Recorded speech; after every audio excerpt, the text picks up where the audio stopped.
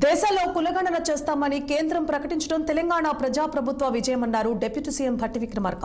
కేంద్ర ప్రభుత్వానికి మార్గదర్శిగా నిలిచిన కాంగ్రెస్ ప్రభుత్వానికి ఆయన కృతజ్ఞతలు తెలియజేశారు.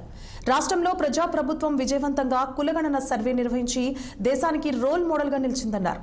ఇక తెలంగాణ ఉప ముఖ్యమంత్రి భట్టి విక్రమార్కను ఖమ్మం ప్రజాభవన్ క్యాంపు కార్యాలయంలో బీసీ ఉద్యోగుల సంఘం, బీసీ కుల నాయకులు కలిశారు.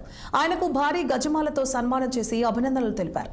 కాంగ్రెస్ హైకమాండ్ ఆదేశాల మేరకు తెలంగాణ ప్రజాప్రభుత్వం ఎలాంటి పొరపాట్లు లేకుండా పకడ్బందీగా కులగణన సర్వే పూర్తి చేస్తామని భట్టి గుర్తు చేశారు.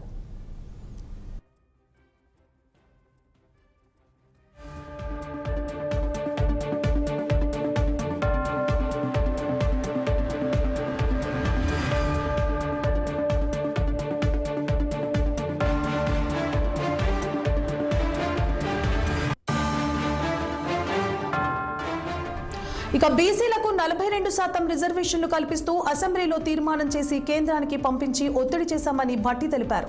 అలాగే గుజరాత్లో జరిగిన సిడబ్ల్యూసీ సమావేశంలో తెలంగాణలో జరిగినట్టుగానే దేశం మొత్తం కులగణన సర్వే చేయాలని తీర్మానం చేసినట్లు భట్టి చెప్పారు. ఇక పార్లమెంట్లో గొంతెత్తిన ఫలితంగా కేంద్రం తలదించిందని, ఈ మేరకు కులగణన చేస్తామని ప్రకటించిందని తెలిపారు.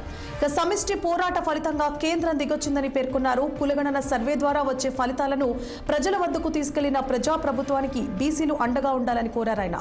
42% రిజర్వేషన్లు బీసీలకు అమలు చేయడం రాష్ట్రంలో ప్రజాప్రభుత్వంతోనే సాధ్యమవుతుందన్నారు.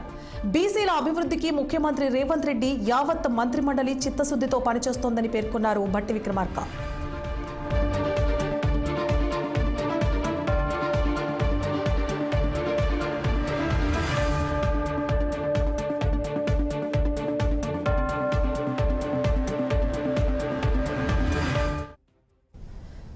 విశాఖపట్నం జిల్లా భీమిలిలో